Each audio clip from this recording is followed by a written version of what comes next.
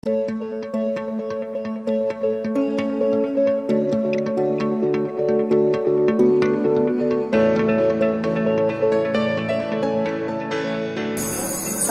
salam sejahtera bagi kita semua. Saat ini saya ingin menjelaskan tentang liturgos dan liturgi. Jadi, liturgos adalah seorang yang memimpin jalannya liturgi atau ibadat. Berasal dari bahasa Yunani yang artinya pemimpin liturgi atau pemimpin ibadat. Seorang liturgos memiliki beberapa tugas pokok. Yang pertama, tugasnya adalah mempersiapkan liturgi jikalau KPT Jemaat tidak menyediakannya. Yang kedua, seorang liturgos memimpin jalannya ibadah. Yang ketiga, liturgos berkoordinasi dengan pelayan ibadah yang lain, seperti pemusik atau pelayan firman. Dan yang terakhir, liturgos bertugas untuk membangun suasana ibadah. Jadi cara membangunnya ini melalui ekspresi, melalui gestur tubuh, dan juga melalui intonasi suara yang tepat. Nah, di GKJW Gedung Kandang, untuk tata ibadah keluarga, kita biasanya urut-urutannya seperti ini. Yang pertama, dibuka oleh pengurus rayon. Pengurus rayon ini memberikan pengantar, kemudian mempersilahkan kepada tuan rumah untuk memberikan sambutannya. Nah, sambutan ini bisa berupa kesaksian atau bisa menjelaskan tujuan diadakannya ibadah. Nah, setelah itu pengurus tuan rumah bisa mengajak menyanyi lagu kesayangannya. Dan setelah selesai menyanyi, tuan rumah bisa menyerahkan kepada liturgos. Nah, tata ibadah keluarga di GKJW Gedung Kandang urut-urutannya adalah sebagai berikut. Jadi liturgos mengawali dengan panggilan beribadah. Panggilan beribadah ini adalah seruan atau ajakan kepada umat untuk datang beribadah.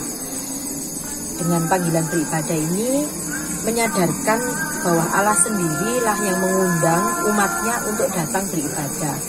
Jadi bukan umat yang memulai ibadah, tetapi Allah yang terlebih dahulu memanggil dan mengajak.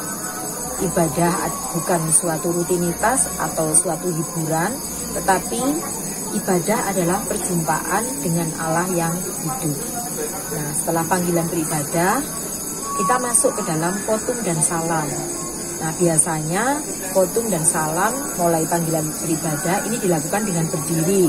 Tetapi jikalau dilihat bahwa banyak umat yang adiyuswa, maka tidak usah berdiri juga tidak apa-apa.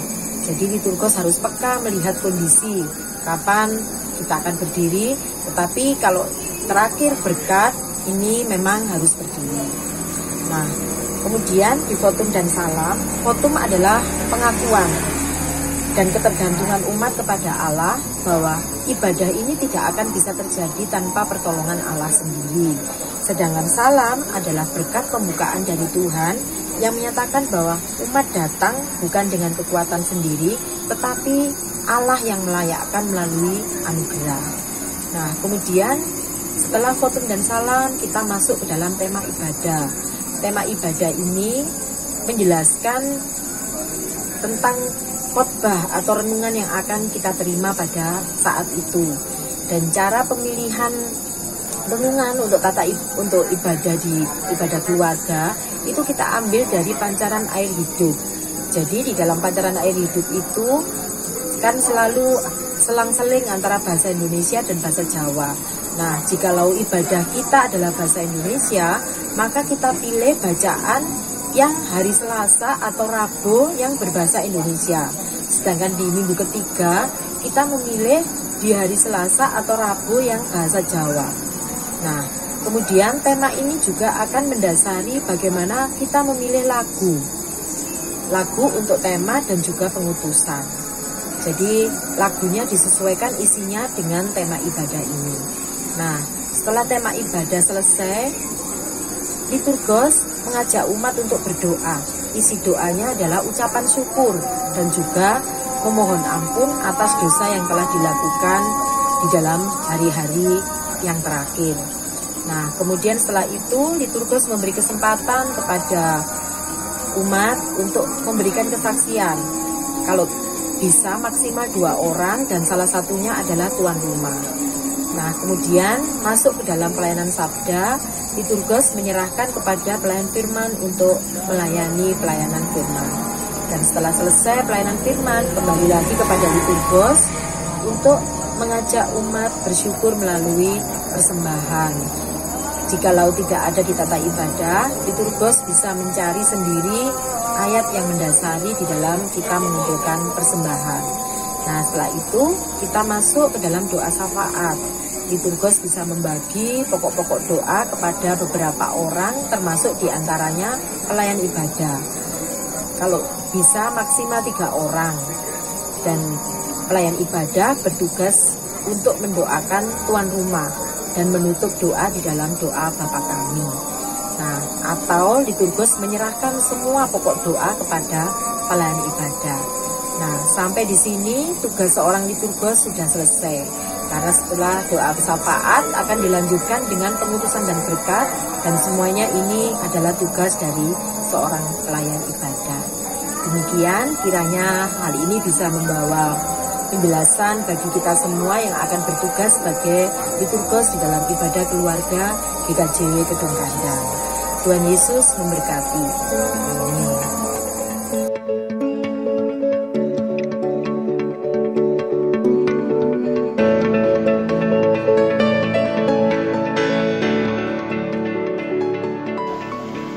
Shalom Bapak Ibu warga jemaat GKJW Kedung Kandang yang kami kasihi. Hari ini saya perkenalkan Nancy Yanita Hasdulisi Gidebu, warga jemaat Kedung Kandang Rayon Barat, akan menyampaikan materi tentang liturgos. Liturgos bisa disebut juga pemimpin ibadah, pemimpin pujian. Nah, liturgos ini berperan sangat penting dalam ibadah karena harus memastikan bahwa rangkaian susunan tata ibadahnya berjalan dengan baik dan bermakna. Nah, bagaimana menjadi liturgos yang baik? Untuk yang pertama, kita harus bisa fokus pada persiapan diri. Yang kedua, pengembangan keterampilan diri. Yang ketiga, sikap yang tepat selama memimpin ibadah. Kita masuk dalam persiapan diri. Persiapan diri ini yang harus kita lakukan adalah kita pertama kali berdoa. Luangkan waktu untuk berdoa, untuk mempersiapkan diri secara rohani sebelum kita memimpin ibadah. Yang kedua, latihan. Tetap kita harus berlatih. Berlatih dengan sungguh-sungguh untuk memimpin nyanyian, memandu ibadah, termasuk artikulasi kita, intonasi kita, cara bicara kita jelas dan tepat. Sehingga jika kita sering berlatih, kita akan lebih lancar dalam melaksanakan tugas kita sebagai liturgos. Yang ketiga, persiapan materi. Kita harus mempelajari lagu-lagu yang akan dipahami dan memahami makna di setiap lagu. Jadi kita tidak salah menginterpretasikan setiap lagu yang kita nyanyikan. Apakah ini semangat atau ini merendahkan diri, seperti itu. Baik, setelah persiapan diri, yang perlu kita siapkan adalah keterampilan memimpin ibadah. Di dalamnya yang pertama, memimpin nyanyian.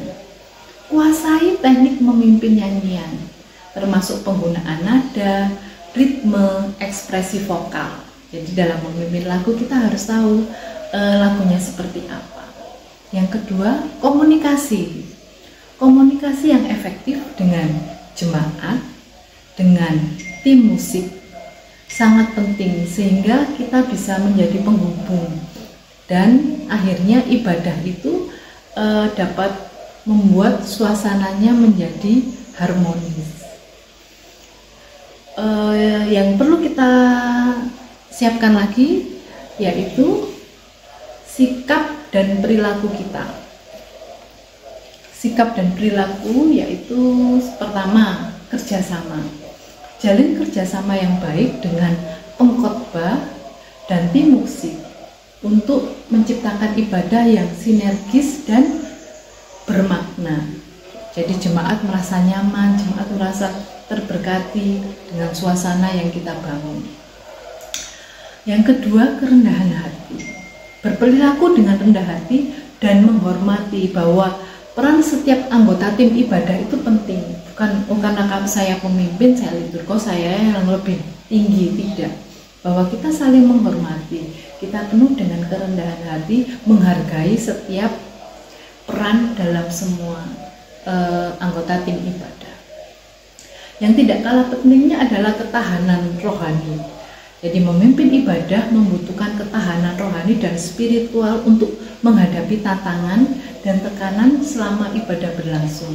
Kita tidak pernah tahu selama ibadah berlangsung ternyata ada hal-hal yang terjadi di luar kendali kita. Kita tidak tahu, entah itu tiba-tiba mati lampu, apa yang harus kita lakukan, entah itu salah lagunya. Jadi pada saat kita meyakini bahwa saat kita menjadi liturgos, kita memiliki ketahanan rohani, bahwa kita yakin dan percaya bahwa Roh Kudus, bahwa Tuhan menyertai kita, pasti selalu ada jalan agar liturgi itu bisa kembali berjalan dengan baik. Baik, dari ketiga hal itu ada tips tambahan agar kita bisa lebih baik lagi menjadi liturgos. Yang pertama, perhatikan tema ibadahnya. Jadi pada saat kita diminta menjadi tugas pelayanan liturgos, kita harus tahu, oh tema ibadahnya itu seperti apa. Jadi lagu-lagu yang kita siapkan harus relevan, harus berhubungan dengan tema ibadah dan firman yang akan dikhotbahkan. Jadi kita akan lebih percaya diri, kita lebih siap. Yang kedua, ekspresi emosi. Jadi memiliki kemampuan untuk mengekspresikan rentang emosi yang luas untuk menciptakan suasana ibadah yang dinamis dan bersemangat. Awal kita memberikan semangat, lagu-lagu yang penuh semangat. Kedua, lagu-lagu penyembahan untuk akan masuk dalam ibadah, dalam khotbah. Jadi kita tahu emosi yang kita ekspresikan agar jemaat itu mengerti dan lebih memaknai. Masuk dengan emosi juga, jangan terlalu juga terbawa emosi. Jadi fokus pada tujuan utama, yaitu memimpin jemaat dalam pujian dan penyembahan. Yang ketiga, hindari penggunaan kata yang berulang-ulang yang membuat jemaat merasa bosan, ya itu lagi yang diucapkan. Jadi penggunaan kata efektif dan tepat. Jadi seperti kata haleluya, mari kita menyembah Tuhan. Kita boleh menggunakan itu, tetapi efektif dan tepat pada saatnya. Yang terakhir, kita jangan pernah berpikir bahwa pada saat kita melayani, jika terjadi hal-hal yang di luar kendali kita, kita merasa tidak siap. Jangan. Kita harus yakin bahwa Roh Kudus akan menyertai kita dari awal sampai akhir dan selalu ada di hati kita. Dan biarkan Roh Kudus itulah yang memimpin kita untuk menjadi liturgos yang baik, sehingga kita yakin dan percaya apa yang kita kerjakan itu semua itu berkenan di hadapan Tuhan dan boleh menjadi berkat untuk semua orang, untuk jemaat yang beribadah pada saat itu. Dari awal sampai akhir dan selalu ada di hati kita. Dan biarkan Roh Kudus itulah yang memimpin kita untuk menjadi liturgos yang baik, sehingga kita yakin dan percaya apa yang kita kerjakan itu semua itu berkenan di hadapan Tuhan dan boleh menjadi berkat untuk semua orang, untuk jemaat yang beribadah pada saat itu. Sehingga peran kita boleh menjadi pelayan, menjadi liturgos yang baik pada setiap ibadah yang kita ditugaskan. Terima kasih. Semoga penjelasan materi ini boleh menjadi berkat buat kita semua. Tuhan Yesus memberkati.